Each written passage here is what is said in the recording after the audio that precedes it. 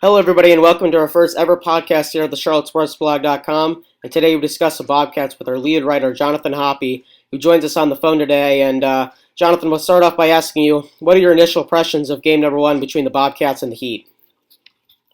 Well, you know what, Mark? It was really fun to watch from a fan standpoint to see our players perform in the playoff atmosphere on ABC national television with Mike Breen, Jeff Van Gundy.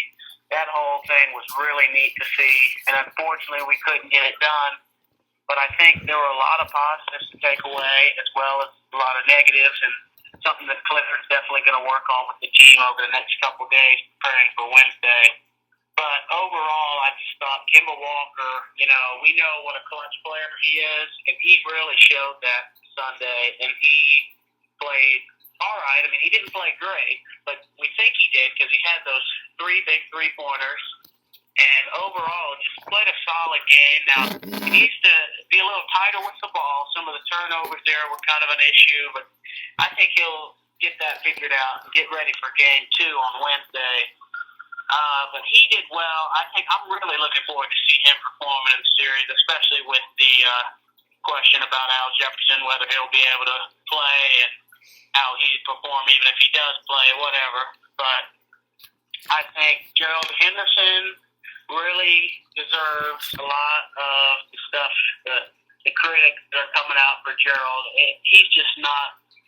That's just unacceptable for him to play the way he did. I mean, I heard Jeff Van Gundy today questioning his competitive spirit, and I think that in a playoff game, if somebody's questioning your competitive spirit, that's not good. And his usual shots weren't falling. As we know, he's not a great set shot. He likes to fade. He puts him in a position to get that fade shot that he usually hits, but he wasn't going down.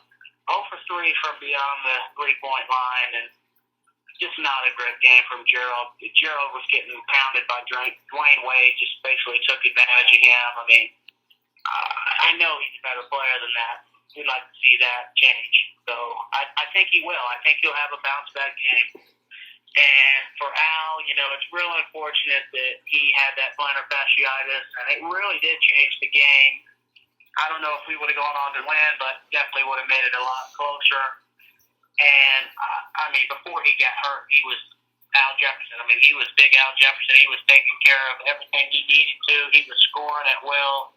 He just looked like a beast, and he was carrying us, and he's really the reason we got off to that early lead at the beginning. Then obviously Josh McRoberts played a great game. I think his competitive level and everything was just really high in the first, really the whole game. He did really well, and I look forward to watching him. Obviously, that dunk on Bergman was great. And then you take Michael Kidd-Gilchrist, who played very limited minutes because of foul trouble. He played well. I thought he guarded LeBron about as good as anybody. I mean, obviously there's other coverage for LeBron, but LeBron's a very tough matchup for anyone, and I thought MKG really battled, and unfortunately, because of foul trouble, he wasn't able to finish the game and play LeBron like he should have. And when you've got the King James matched up against Chris Douglas Roberts, Chris Douglas Roberts is going to give it everything he's got. CDR is just, he's outmatched against LeBron. There's no other way to put it. Size, muscle, weight, everything just, LeBron handles him.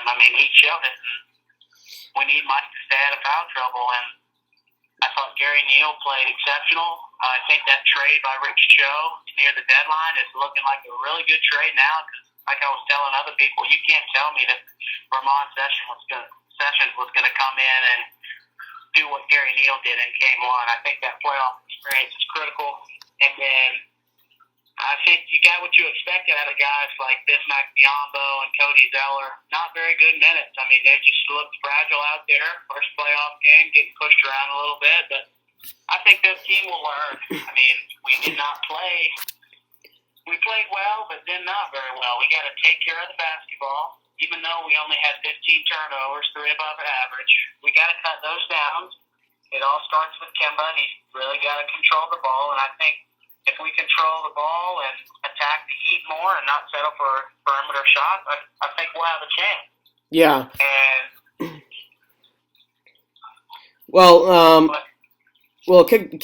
Kid Gilchrist only played 15 minutes yesterday and finished with 5 points and 7 rebounds. But one thing about MKG, you can never expect the consistent points, but you can always hope for his hustle and his solid defense that he seemingly shows every single night. So, and secondly, what do you believe the keys are for a victory in Game 2 of the series against the Heat?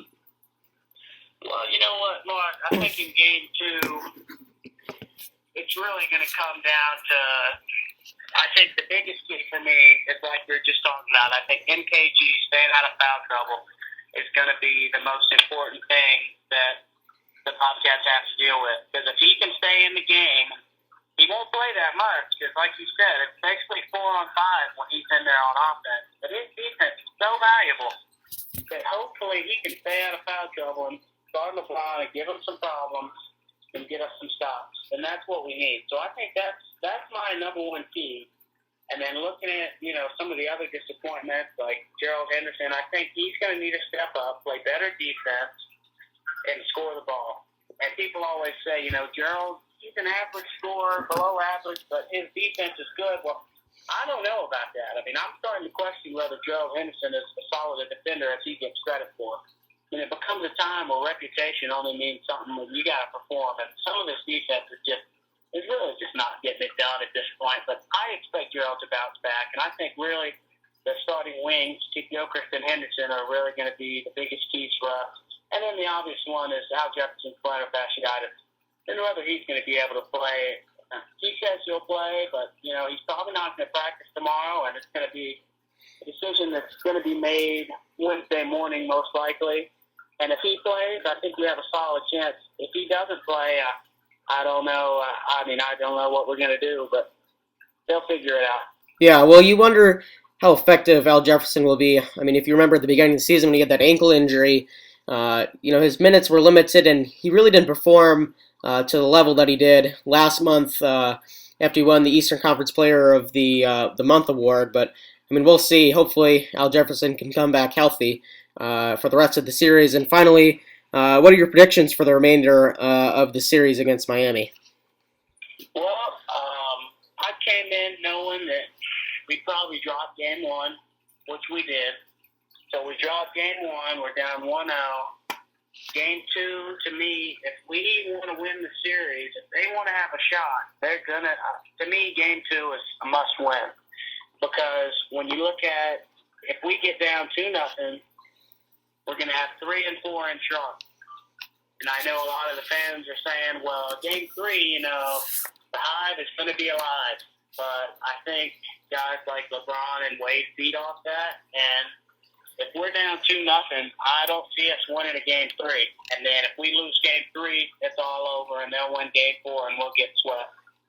So my prediction is if we win Game 2, I think I'm not in a position to say we'll win in 6 games because I haven't seen anything. It's only been 1 game.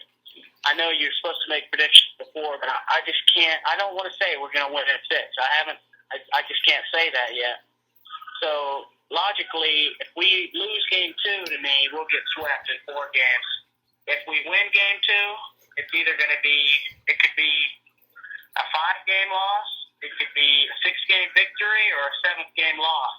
I think if we're going to win the series, we're going to win in 6 at home. I don't think we take a Game 7 in Miami, but really anything can happen. It all determines. Game 2 really determines it. If we lose Game 2, I think it'll be a sweep. And if we win, then momentum's coming back to Charlotte, and we'll have to get Game 3 or 4 and just see how it goes from there. Yeah, Game 2 will certainly be a key. Well, thank you, Jonathan. And folks, that's it for our first of many podcasts here at the CharlotteSportsBlog.com. I certainly hope you enjoyed our first edition here, and thanks for listening.